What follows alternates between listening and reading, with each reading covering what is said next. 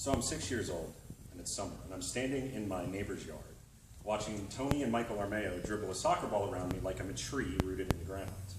Now, Tony and Michael had just moved to the United States a year before from Italy. And in 79 and 80, soccer wasn't very popular in the United States yet. Soccer moms didn't really exist. But in Europe, already a national sport for almost every country. In Italy, it was a national passion. So to say that I was overmatched was an understatement. Now, the summers on the East Coast, especially the early summer, are extremely beautiful. Temperatures are 75 to 80 every day.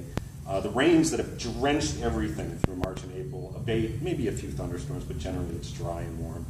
The sky takes on this kind of dark blue color. You can lay in the verdant grass and look out and think that it goes on forever. So it's a wonderful time of year. And this particular summer, 6 years old, this is my first summer break from school. Now granted, it's kindergarten, which there's still a lot of focus on playing, being a kid, but it's still school.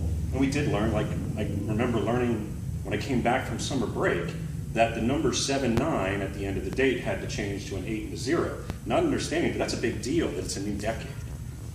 But this is my first summer break. And summer break back then didn't mean playing a lot of video games, because they hadn't been invented yet. It didn't mean texting anybody. It meant playing outside with your friends. So if you wanted to play, you went next door, you went down the block, you banged on the door because you weren't going to call anybody. And if they answered the door, great, you were going to play. And if they didn't, you hoped their parents either A, knew where they were, or B, hadn't grounded them for something. So we're next door playing, watching them play soccer actually, and hoping I don't fall down too much. And their mom, who doesn't speak a whole lot of English, but enough, calls us and says, come to the patio. Now the patio was a hunk of concrete, but it was good enough for us. And that usually meant, fairly late in the evening, that there was some kind of food that was about to happen. It might be Spumoni ice cream. It could be those popsicles in the sleeves, you know, that are colors that nature never intended to have. Turns your lips and your tongue like magenta or green or puce. But this time, it's a whole watermelon. And this is awesome because my parents don't buy whole watermelons. They buy like a half or a quarter. And I don't know why, but in my 6-year-old brain, I've decided this is better. This will taste better than the smaller version. However, there's a rule. There's a rule that I have to follow. I'm not allowed to eat anything in a friend's house unless I ask for permission. Next door neighbor shouldn't be too hard to get home and ask for permission, but there's a rub. Across the street, there are 2 little dogs, a white dog named Shortcake and a brown dog named Brownie. To me, terrifying dog 1 and 2. Now their job in the neighborhood was to chase us around and nip at your heels. Scary. So I have to sneak through the hedgerow, stay as close to the house as I can, to get to my screen door, which never really hung right, and the closer, it would close most of the way, real slow like, and then slam right at the end, so if you had trailed anything behind you, it would catch. But I get there, the enemy didn't get me this day, so I walk in, and I'm standing on our kind of compost-colored 70s carpet. My brother's playing in the corner. Now, my brother's 2 years old, his name's Daniel. He's playing with little blocks, which is good. My father's watching him, so you had to watch my brother, because he's very smart. The problem is he was smart with a death wish. Like, his favorite game was to steal my parents' keys, pry out the safety caps out of the outlets, and jam the keys into the outlet. But today, he's playing with my alphabet blocks. And I say my alphabet blocks because no fault of his, by being the second child, everything he has is a hand-me-down. Which, with it being the late 70s, early 80s, for instance, that day I was wearing a rust and orange striped shirt, and like bright red athletic shorts, and like brownish Keds. So hand-me-down clothing for this kid's going to be a real problem down the road. Now I look to the left, and my dad's on the couch. My dad and I had a really good relationship. For instance, there was one evening I'd asked him, Dad, tell me about bridges. See, I was always interested in architecture and buildings and structures and vehicles. And he said, well, son, it's a little late, but we'll talk about it tomorrow. And instead of talking about it tomorrow, my dad stayed up. He's a pretty good artist.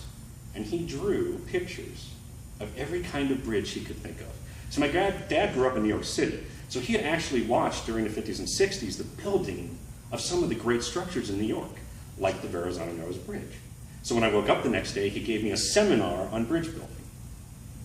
He's sitting on the couch, and it's a fairly normal scene, except in the background, my mom's on the phone. I can't see her because the dining room kind of hooks to the left and then back to the kitchen on the right. And she's on her green, olive drab, kind of camouflage this rotary phone. And she sounds like she's crying. My dad calls me over to the couch and says, "Son, sit down." And he says, "I just want to tell you something.